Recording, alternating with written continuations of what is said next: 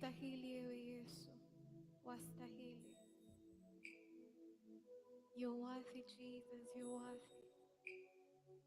You're worthy, you're worthy.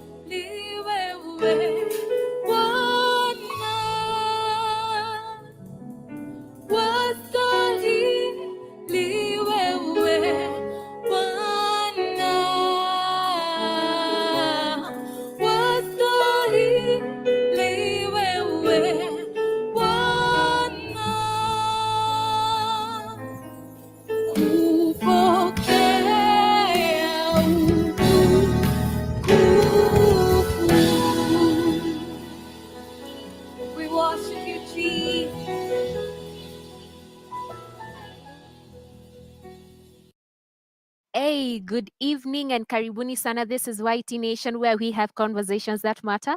My name is Pendo, and we just want to welcome you to the conversation of today. So we had a different plan for today, but because of current issues that are happening, tuko kwa hot seat leo, and we want to have a conversation with young people. Aki unawasikia wanacheka kwa background. We have to have these conversations while they are happening because they are affecting us, they will affect our children and 4 generations to come or more, right? So we need to have these conversations today. And we are saying the topic for today is return to Caesar. Kama una get the joke, thank you very much. Andika kwa comment section that you get us, that you're watching us. Tell us where you're tuning in from. Of course, we are live on all our social media platforms, on YouTube, on Instagram, on Twitter, on TikTok. We are having our content flowing. So kindly, hata hapo Twitter, retweet vitu zenye tunasema na useme #YTNation. Sema your opinion on the finance bill. Okay, where you are standing as a Kenyan, whether you are in the country or abroad, and how it is affecting you. So yes, sitaki kuongea mengi sana because let me tell you the conversation that has happened behind the scenes. As usual, if you're at home, you can say with me, everything happens behind the scenes. Yes. So I just love to invite this amazing panel that is with me on set today, and I'd like them to continue because we are not starting a conversation right now. I'd like them to continue with the conversation that we have been having behind the scenes and how, as Gen Zs and millennials, because kuna millennials in the house, yes, how the finance bill is affecting us and where we stand, yes, on all this. So kindly introduce yourself, your name, your assembly, and kama ulienda protest jana, acha tuanze na hiyo. Yes, we can start here. Anyways, hi guys. Jeremy. Umeuliza swali ngumu lakini I won't lie. Yes, nilienda protest jana, and I honestly went to fight for the rights of the Gen Z and my rights and the rights of the people that are growing and coming upon the next generation, because we really have to make a change. Like the change, we are the change. That was the hashtag, we are the change. Na zingine zinakuja, hashtag zingine zinakuja, so wacha tuone. Okay. Hi guys, my name is Lynette Nzembi.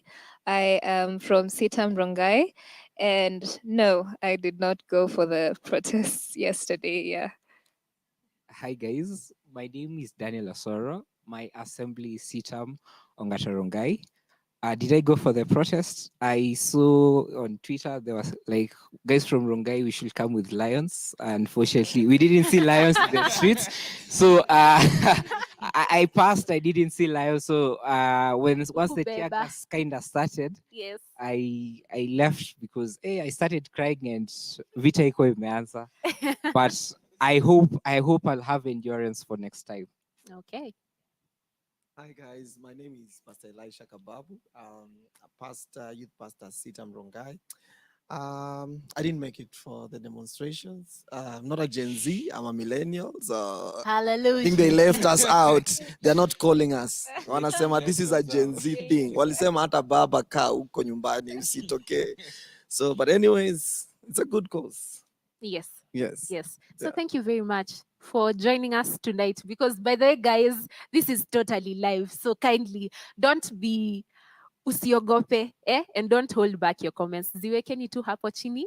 We'd like to have this conversation with you tonight. Yes. So there's been this whole thing about churches being silent on this conversation, right? And I think Percy will most likely highlight this a bit better than I would. Yes. Not to, So- to correct it, yes. That we are the body of Christ, we are the church. So, aside from maybe just waiting for something to be said, we have a voice as well, no matter how old, no matter how young, right? So, I'd just like to hear from you, Lynette, from your standpoint, yeah, because first of all, there's a lot that has been happening on Twitter, where people are asking, where is the church? Yeah. They're saying the church is not talking about this the way they talk about LGBTQ and IA. There are more, letters to it. And they're like, is it that this is not a matter that is affecting them? As a young person, where do you think you come in as the body of Christ in this conversation? Now that it's so important for Gen Zs to step in and actually say, this is affecting us. This is going to affect my job. It's going to affect my income. I'm stepping into the job market. Where do you stand as a young person? Okay, so because we're talking about the church's response to what has been happening, I'll speak also as a Christian Gen Z, not just a Gen Z, but a Christian Gen Z. And for what I believe matters, what I stand for, is that I also know from the Bible itself that Jesus did not stand for injustice. John the Baptist did not stand for injustice. In fact, he tells the tax collectors, do not tax beyond that which is supposed to be taxed. So I do believe that also being a Christian does not mean that you're silent on these matters, but you also speak up when injustice is being done. And so when I think about the church's response, as I was talking with my fellow panelists here, I also think I'm approaching it from this view that maybe most people who were led to believe that Ruto as our president came as kind of a savior, someone who belongs to our religion. And so we were like, personally, I was joyed. I had a lot of joy. I was like, this person will probably do what is right because he's subject to God's authority. He'll probably do what is right. And so I was viewing it from the point that maybe the silence is also from a perspective of the church grieving, because we are also like, was this the wrong choice? And I compared it to the story of Saul, the king. Saul was anointed by Samuel, and Samuel was the voice of God during that time. And God told Samuel that I have rejected Saul as king when he failed to do what was right. So he told Samuel, I have rejected Saul as king. Go and deliver this message to him. And so Samuel goes before Saul very fiercely and says that you are not going to be king over the Lord's people anymore. But when Samuel retreated, you see he's actually in grief. And so I was also relating it to now what is happening. The church might also be in grief because we believed in this government. Yeah. Okay. So I know Jeremy would want to jump in on this, and Dan as well. Acha ni spare pasi, sijui kuhusu pasi, but hey, unajua hapa kidogo lazima utime kitu unaenda kusema. You must be very aware lest you find yourself being cancelled online, But Dan, I'd like you to comment on the same. As a believer, where do you stand on the same? And then we'll come to Jeremy because nataka kukuwe na a flow kidogo. I'd like you to comment on, there's now the whole aspect. Of course, now we are having professionals talking about we get why the taxes are increasing because we need to reduce on our IMF debts and World Bank debts and all these things. So as Dan comments on that, you can add your spice to it as well. But I'd like you to jump on that one because hey, he was passionate offline. Guys. Yeah. Yes, Dan. Yeah. Oh, for me, I think I'll just speak from where Lynette started, whereby for me, throughout my life, I've been in the church. Throughout my life, I've been blessed by God to be in leadership positions. So, as the church being silent, if I decide to personalize it, it's like reflecting. Okay, I'm reflecting in terms of some of our leaders. There are people that throughout their campaigns, we saw them in the church, we saw them praying, we saw them like very spiritual people. And when I saw them, I saw me. But the decisions they're making now, it leaves me in the situation of I'm reflecting. As the church, I am reflecting. If I was in this position, if I was the president, if I was the MP, would I be silent? Would I do the same thing? Would I subject the people who chose me to be their leader to do so? And in terms of the question on the debts, I read an article that was saying the situation that we are in right now, it's we are in so much debt that we don't have power of our policies, such that even though us the Gen Zs go to the street to fight for our rights, there's someone who's pressuring the government because we gave you this money. These are the taxations that are supposed to be given. This is what you're supposed to do. So even if we cry, we do whatever, they are also facing pressure from another side. And unfortunately, they say money speaks. Us as the Gen Zs, we don't have that money. We're starting our career. So us, we are fighting with our votes. But there's someone who's giving the government money. There's someone the government is hoping is going to pay majority of the Kenyans' salaries. So probably that's the person who's giving them pressure such that our noise is not being heard. Our cries are not being heard. So Nita, let me just pick up from where Dan has left. First of all, yes, I get we are in so much debt that, let me just say bluntly, like, we don't own ourselves as Kenyans. We don't own ourselves as Kenyans. But then it stems from accountability. We will pay these taxes, yes, but the money is not being paid off to the debts, to the debtors, the one who loaned us money, but it's being siphoned by our leaders to be kept, maybe for them to build their empires, for them to maybe take care of their children, their generation, the next generations. But this is talking from the point of a common mwananchi. The taxes that are being added, the taxes that are being placed on us, it's not quite adding up, because yes, we, just as I've said, we would pay this money, but the money is still being siphoned off somewhere else, and they are not being accountable for the people. These are people that are just thinking about themselves and not thinking about the generation that is to come. Maybe their generation is what they're thinking of, but what about each and every other person that is there? What about each and every other person that wants maybe a family, that wants to take care of themselves? We are starting. Yeah. Like, we are literally Itabengia. starting. A starting line. Na Manze, bado kamba imesogeshwa. manze, Yes. like, as in, if I just look at it, manze, mi niko shule, and I'm like, when do I start? Like, as in, tukiendelea, like, we are being subjected to poverty, manze.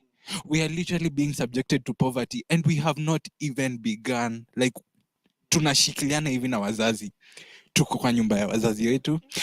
We are thinking of kuhama, lakini sasa ona pesa. Yeah. So it's just accountability is the key point. Accountability is the key point. Wacha niachie hapo. Hey, okay. Especially kwa hiyo point here, we are just starting. I think that's where young people are really feeling it. And I'd love to come back with Percy, because let me tell you, we are about to go on a short commercial break, and we have just started. But I'd love us to come back with Percy, with the whole conversation of some of the things that are within this finance bill, because at the end of the day, we can't just be saying rejects, and we are not pointing out that this is an issue. This is an issue. Aircraft parts omission of VATs is an issue. This is so we want to get into that. Kindly square your points. Square your points. Gather them together like an inheritance, because we'll be coming back there. And of course, as young people who are tuned in, kindly continue with the hashtags, with the conversation. I'm sure they'll be running right below your screen.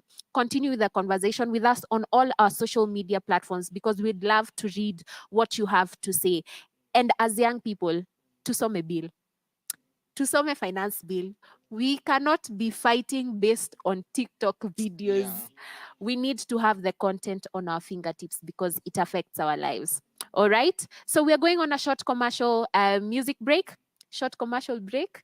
And there's a music break, but we'll be right back after this break to continue the conversation.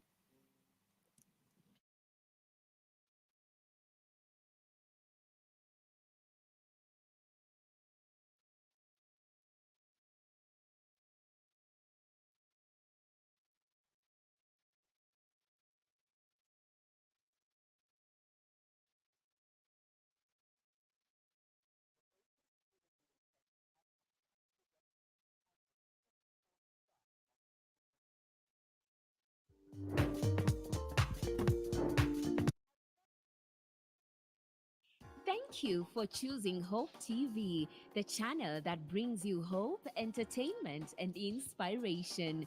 We value you and would like to serve you better.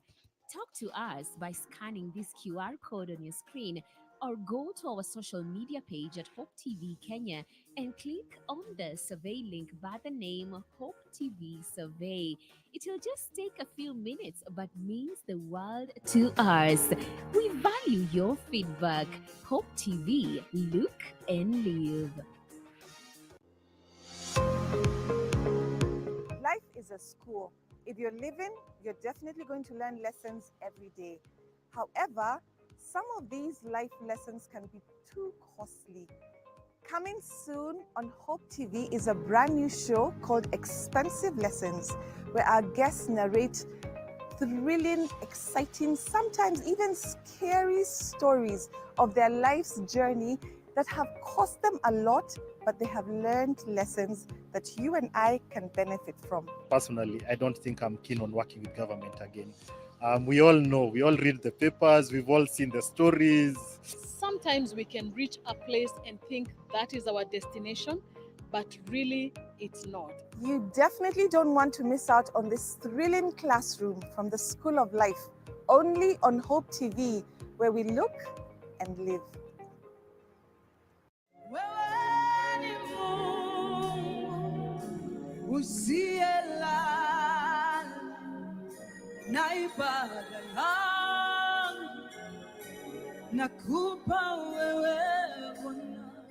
To get Wewe ni Mungu by Evelyn Wanjiru as your Skiza tune, SMS the word Skiza 88300028 and send to 811.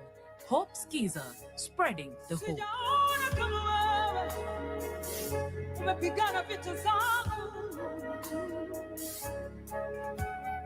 Nakupa ibada ya moyo wangu usiku wa leo.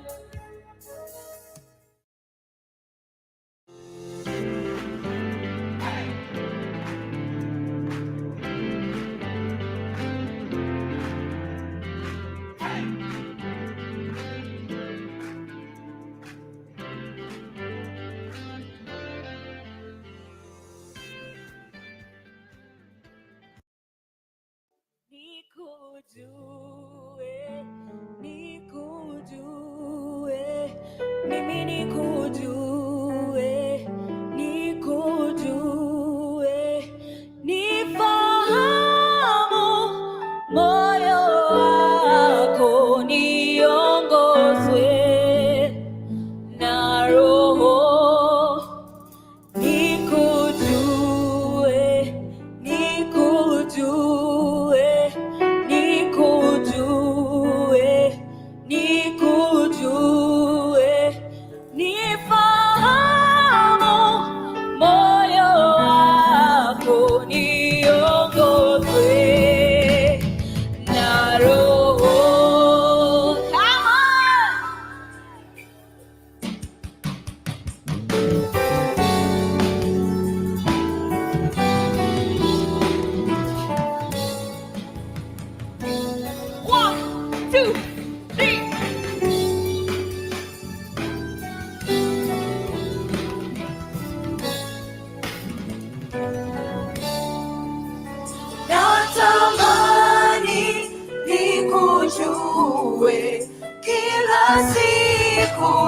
kila saa, nifahamu moyo wako, niongozwe na Roho. Natamani nikujue kila siku na kila saa, nifahamu moyo wako, niongozwe na Roho. Natamani nikujue kila siku na kila saa, nifahamu moyo wako, niongozwe na Roho. Nikujue, nikujue, nikujue, nikujue, nifahamu moyo wako, niongozwe na Roho. Nikujue, nikujue, nikujue, nikujue, nikujue, nifahamu moyo wako, niongozwe na Roho.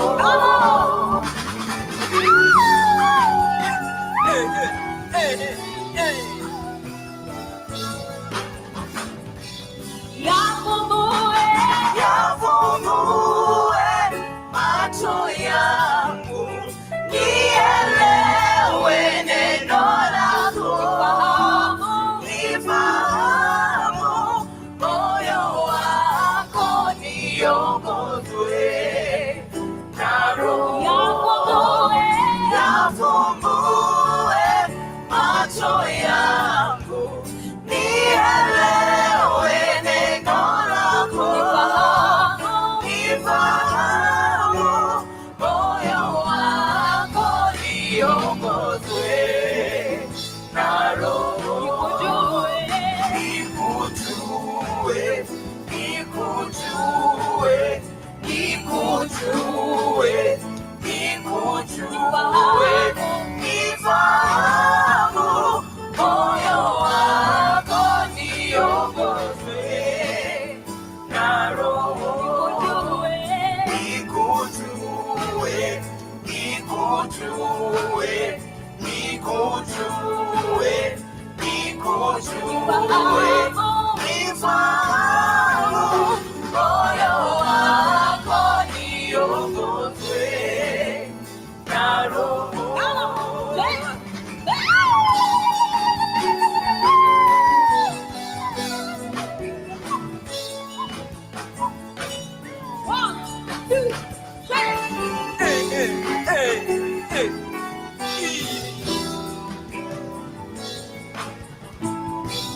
Nifundishe, nifundishe njia zako, nitazishika hadi mwisho. Nifahamu moyo wako, niongozwe na Roho. Nifundishe, nifundishe njia zako, nitazishika hadi mwisho.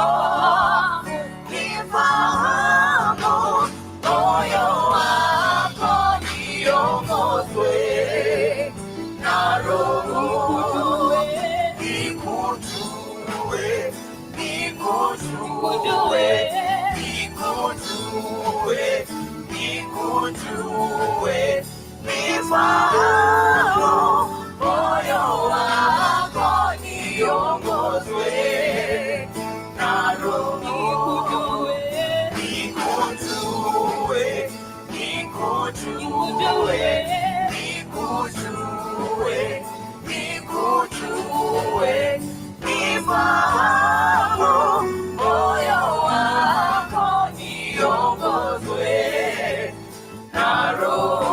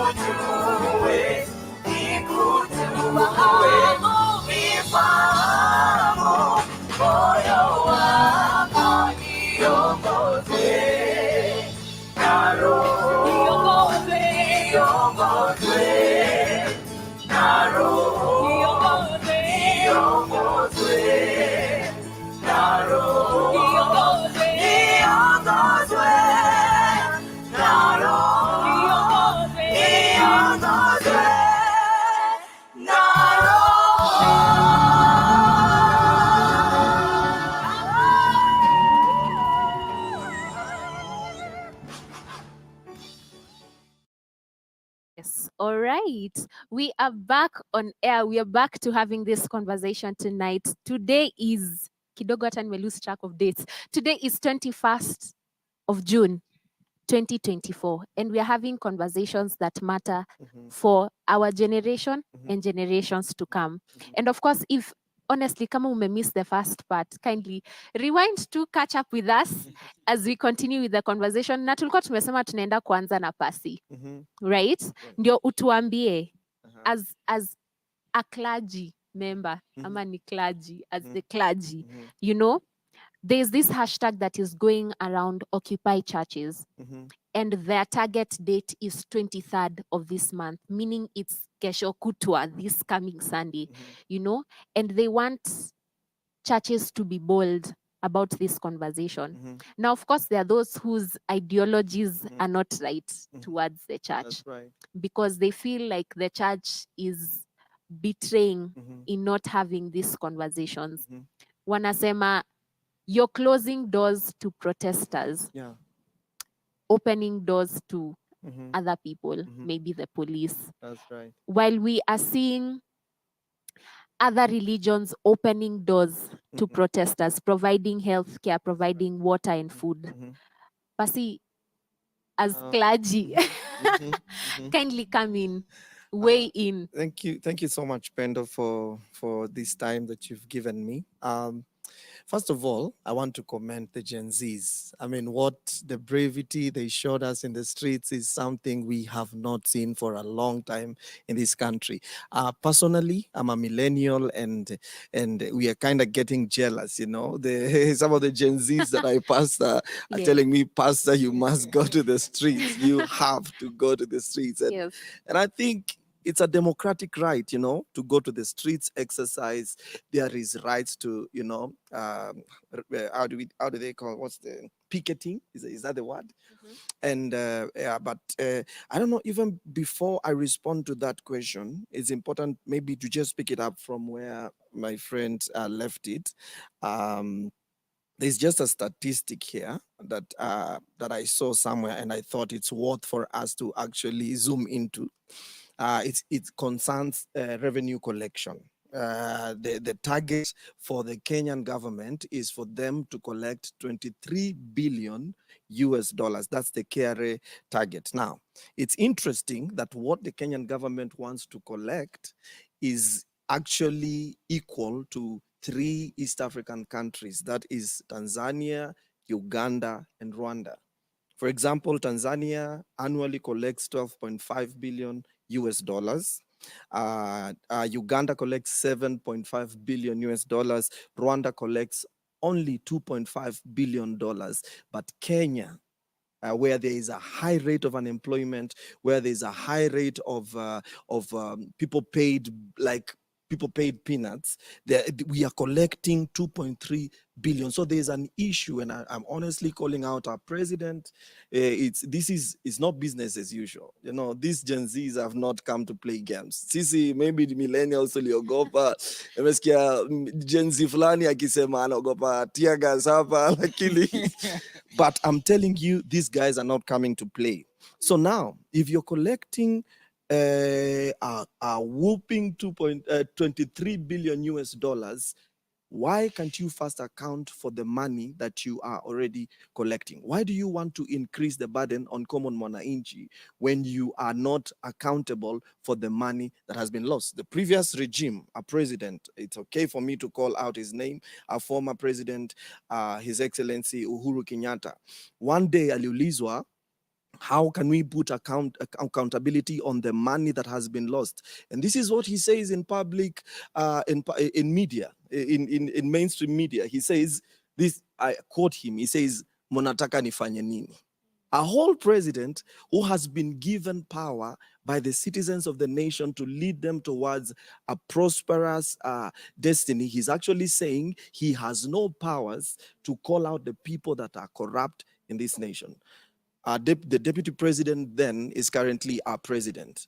We want to call out the president. We want them to know that I'm a young preacher, but we want them to know that we cannot accept this. We cannot accept to pay more taxes if we cannot account for the taxes that we are already paying. Yes. So I kind of feel like from a clergy perspective, I wish I was a Gen Z. I really wanted to say a Gen Z clergy, but unfortunately, I'm a millennial. But we are calling you out. We want accountability.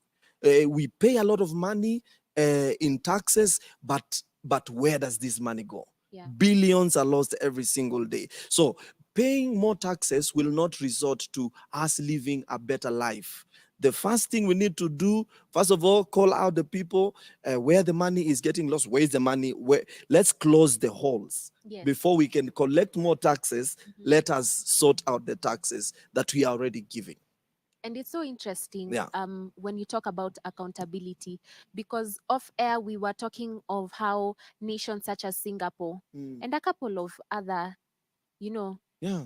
countries have been able to do without this IMF debts. They've been able to pull themselves up and they're doing very well right now.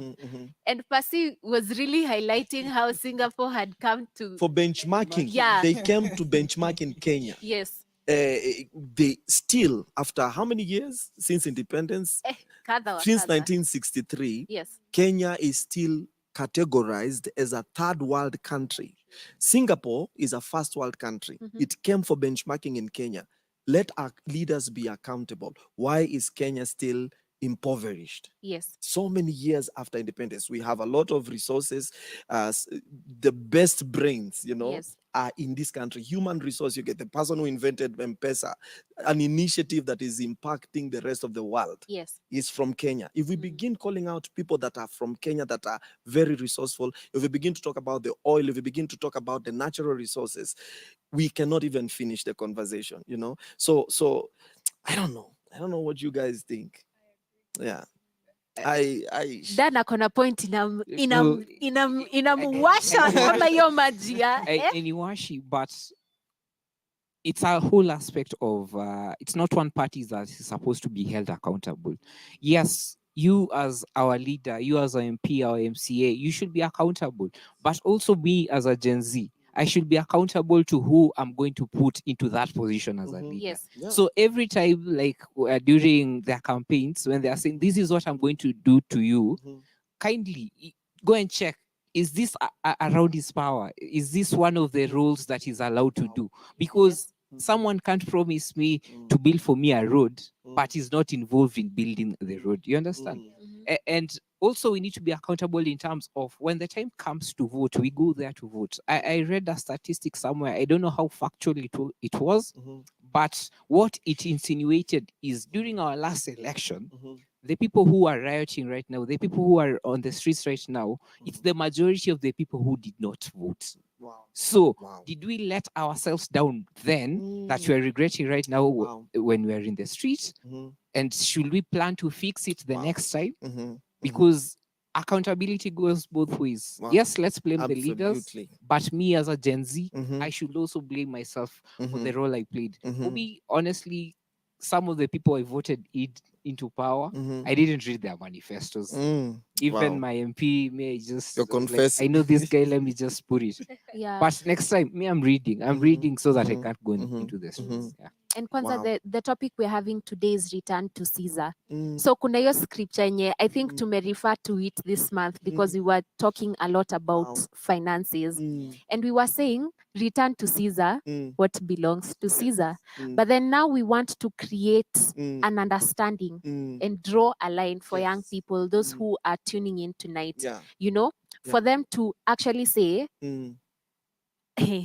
hii yenye inaenda kwa Caesar, Yes. yeah? Yeah. Imekatwa vizuri, Mhm. ama tuko huku tuna, you That's know, right. you are paying something and it's somehow Yeah. going into the skies, Yeah. you know, Yeah. and then you find out your leader has built such a lavish home. Mm. They have an aircraft on standby. Mm. By the way, it's very expensive. It's so unfortunate Mhm. that there was a statistic I was seeing somewhere Mhm. that a public servant that has held office for a period of 10 years is paid 600,000 per month. And if you calculate that per year, that turns out to be 7.2 million shillings. 10 years, that's 72 million shillings. Yes. When they are asked to declare their wealth, the value of their wealth is 3 billion shillings. It is good for us as a country to be accountable. Where have you gotten the money? When you came into office, you literally had nothing. Mhm. After 10 years of leading, you have 3 billion in terms of value, the known, quote Yeah, unquote, yeah. because possibly you're worth more than that. Mhm. So I think, but again, you mentioned something, Osoro mentioned something that's very critical. Mhm. Many people that are holding placards, akina Jeremy Hapa, most of the people that are going to the streets, Yes. have you actually read the financial bill? Mhm. This is something else that we want to call out our pastors in our local assemblies to do. Bring experts. Because personally, I read it. Yeah. There are clauses that I actually had to consult a legal advisor Yes. to interpret them for me. Mhm. The same thing we do as clergy. You can read the Bible and not understand what it says. Mhm. You need some scriptures explained to you the same way, the financial bill, the constitution. Let us have forums in our churches as Christians where we don't open the Bible. We open the constitution and read it religiously. We open the finance bill. Yeah. Let us be explained point after point after point. Ndo tukienda pale, Mhm. we demonstrate, Mhm. we actually know what you're saying. What you're Because the saying. truth is, Yes. uliza wasee wengi. Mhm. Mbona unarusha mawe? Mbona una complain? Mbona Yeah. unateta? Yeah. Mpaka wameanza kusema waongezewe, waekewe mint kwa hiyo. Because now we feel like we're being undercut. You know, something is happening somewhere and it's not really making sense. Yeah. And hey, let me tell you, tonight has flown so quickly. We don't have a lot of time. Wow. But we have seen young people going to the streets, especially Gen Z. And I know there are clips that will be running on air about that. But I'd like to hear from you, Tuanze na Mrembo, because she's the only one on this bench. Yes? So, ni nini kinakukwaza? In 1 minute. For me, because a lot has been mentioned, but I'd like to focus on the tax that has been proposed for digital content monetization. And you see, this is a space that young people are really looking forward to having their presence there, because if you look at the job market, there's still so many a large part of the older generation is still in the job market and not creating room for the younger people, the younger professionals to come into. So now digital content is something that we want to establish our presence in. And now the proposed tax that has been introduced, I believe it's 20% for non-citizens and 5% for residents. But you see, this is, like Jeremy said, we're just starting our life. We're trying to just make sense of life in itself. And then now this tax is being imposed on young people just trying to survive in such a harsh world and economic situations. So I think that's something that is really, yeah. All right. And I know we have about 3 minutes left for this conversation because it's about to clock 9. Imagine, guys, hata bado sijasikia Dan na Jeremy wanakwazwa na nini about this financial bill. But we'll be coming right back to you guys. I know those who are watching on TV, we might continue with yet other programs that are very entertaining. But I'd like us to also continue with this conversation on YouTube because I'd love to hear ni nini kinawakwaza exactly about the finance bill. So kindly, after we finish with the live on TV, we are continuing on YouTube. Turuhusu. Yes, thank you very much. So you can just continue with us on YouTube and all our social media platforms and continue talking to us because we want to hear from you. Yes. So, Jeremy. Yes, guys. Yes. guys. Anyways, It's your time to shine. Okay. So before he speaks, I'd just like to thank you. Thank you very much for tuning in and having this conversation with us. It is a conversation that must continue every day, every night, because these are matters that affect us as young people, as millennials, as boomers. Everybody is being affected by this story. So kindly keep in touch with us on all our social media platforms on Instagram, Twitter, Facebook, YouTube. Keep chatting with us. And this conversation is continuing after the TV goes off. All right. My name is Pendo. Thank you so much for tuning in tonight. This is YT Nation. Yes.